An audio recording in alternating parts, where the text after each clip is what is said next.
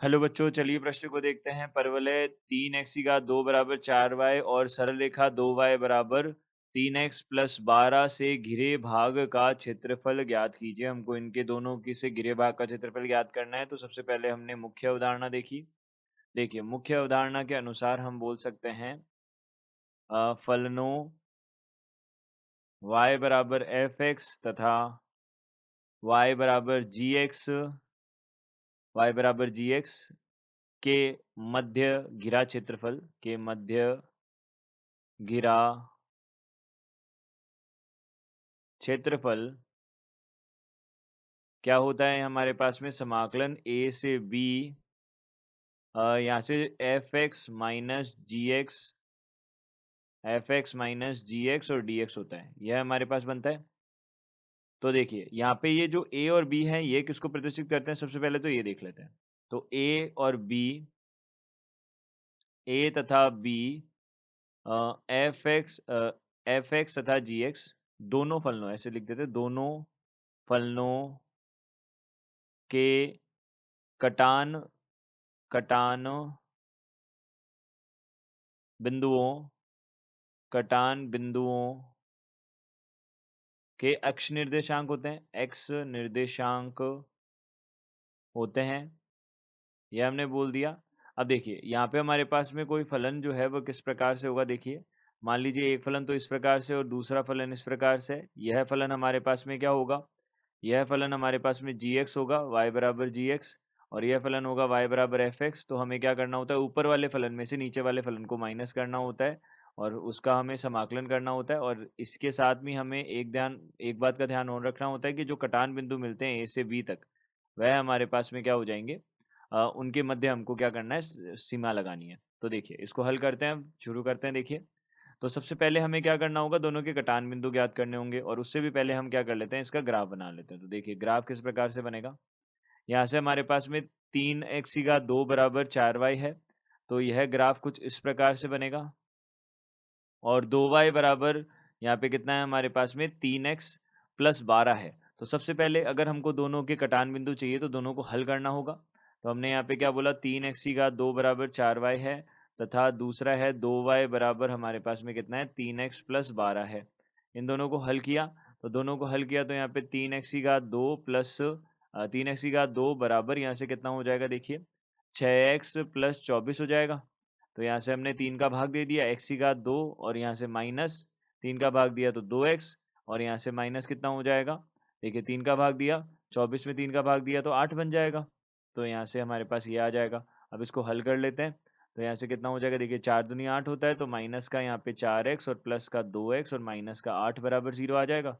यहाँ से x को बेनिश लिया, x माइनस 4, और यहाँ से प्लस 2 x माइनस 4 बराबर 0 हो जाएगा।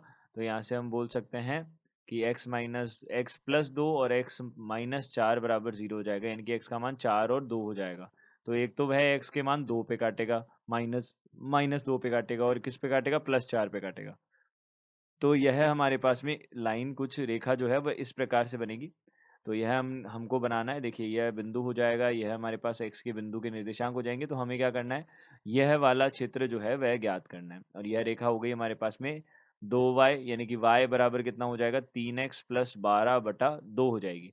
और यह जो वक्र है वह हमारे पास कितना हो जाएगा, y बराबर 3x की घात 2 बटा 4 हो जाएगा। यह बन जाएगा हमारे पास।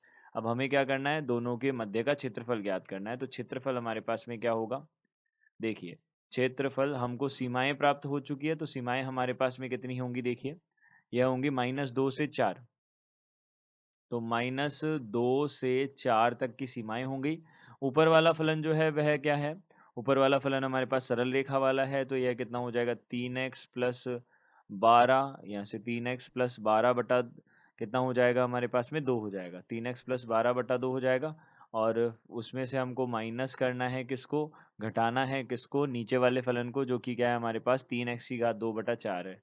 तो 3x की घात 2 बटा 4 है, इसको हमको क्या करना है, घटाना है, यह करना है। तो देखिए, यहाँ से हमने क्या किया, सबसे पहले इसको समाकलित किया। तो समाकलित किया तो हम 1/2 को तो सबसे पहले बाहर ले सकते हैं इस प्रथम वाले से। तो यहाँ से कितना हो जाएगा, 3x की घात 2/2 प्लस 12x हो जाएगा, और यहाँ से -2 से 4 हो जाएगा। फिर माइनस यहाँ से 3/4 को हमने बाहर निकाल दिया। अब यहाँ पे कितना हो जाएगा, एक्स की घात 3/3 हो जाएगा और यहाँ पे सीमा जो है -2 से 4 हो जाएगी, -2 से 4 हो जाएगी।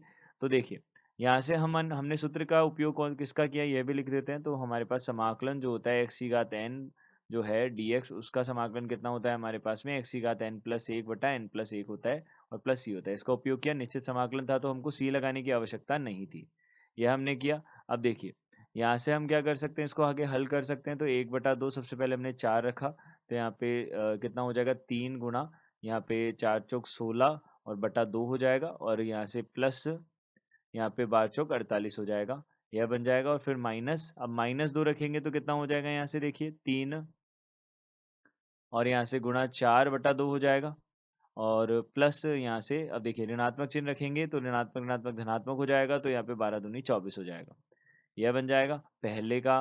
और फिर दूसरे का 3/4, यहाँ से देखिए 3 से 3 तो हम तो काट देते हैं, तो यहाँ पे 1/4 बनेगा।